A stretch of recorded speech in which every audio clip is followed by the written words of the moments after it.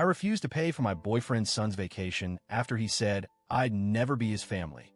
Now everyone's calling me petty. I, 42F, have been dating my partner Mark, 45M, for 3 years now.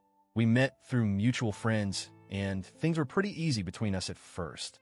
I have a daughter, Lily, 15, from a previous relationship. Mark has a son, Ethan, 19, who he shares custody of with his ex-wife. About a year ago, Mark moved in with me and Lily. We all live in my house. When Mark and I first started seeing each other, he was already divorced. According to everything he and others close to him have said, his marriage ended about a year before he even met me. So I had nothing to do with their split, but that hasn't stopped Ethan from blaming me for it. From the very beginning, Ethan has been cold and outright hostile toward me.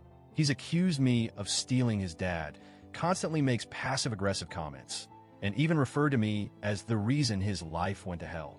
Once, about 2 years ago, he and his friends egged my car while it was parked outside my home.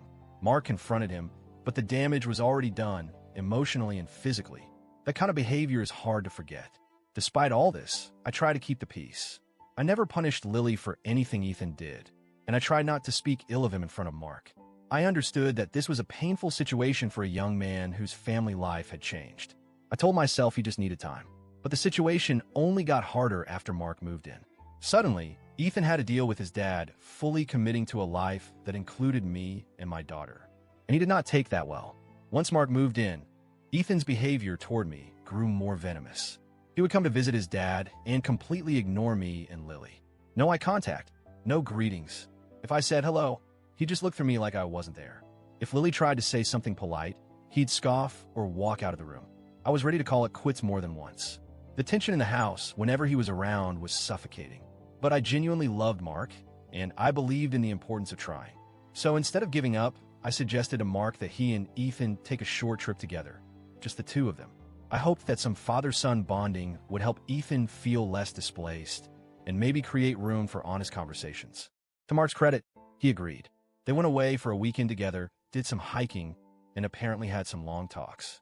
I was optimistic. Maybe this would be the turning point. When they came back, Ethan pulled me aside. For a moment, I thought he might apologize or say something conciliatory. Instead, he looked me dead in the eyes and said, "You're not my family. You never will be.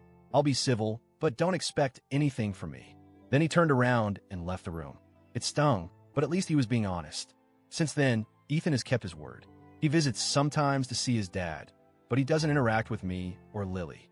We stay out of his way. He stays out of ours. No drama. No words, just this cold wall of distance.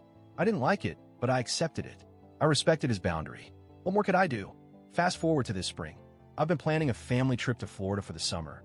Nothing extravagant, just a few days at the beach and a theme park or two. It's something Lily and I have been looking forward to, and I wanted Mark to be part of it too. So I booked a hotel and started making a list of activities we'd enjoy as a family. One evening, while going over the plans with Mark, he suggested that we invite Ethan. I was a little taken aback. Ethan's made it clear he wants no part of our family, but I told Mark I didn't mind, as long as either he or Ethan paid for his airfare. I wasn't being spiteful. It's just that I didn't want to spend a few $100s on someone who has actively rejected me and my daughter. Mark said he couldn't afford it. Ethan doesn't have a job and still relies on his dad for most things, so it wasn't likely he'd pay his own way either. A few days later, Ethan caught wind of the trip and reached out to me. The first time he's initiated a conversation in over a year. He said, "If you really wanted to fix things, you'd pay for me to go." That's what adults do. They make things right. I was stunned. Fix things? I'd been on the receiving end of his resentment, disrespect, and outright hostility for years. He had told me, in no uncertain terms, that I wasn't family and shouldn't expect anything from him. So I calmly replied, "Ethan, I'm not going to pay to fly you to Florida. You told me yourself that I'm not your family. I respected that boundary. If you or your dad want to pay for your trip, you're welcome to come. But I owe you nothing." He left me on read. Since then, the backlash has been intense. Ethan apparently told his mom and some extended family members, and now I'm being painted as petty, immature, and cruel. A few people have messaged me, people I've never even met, to say that I should be the adult and make the effort to mend the family. Even Mark, while not angry, has told me he's disappointed. He says this could have been a chance to show Ethan that I care, that I'm willing to meet him halfway, even when he hasn't done the same. But I'm tired. I've been over backward for years, and every time I try, Ethan either spits in my face or slams the door. I've never retaliated. I've never insulted him. I've simply backed off and let him have the space he claimed he needed. Paying for a vacation is not going to magically heal all of this. If anything, it would just reinforce the idea that he can treat me with total disregard and still be rewarded for it. And what does that say to Lily? She's watched this whole thing unfold.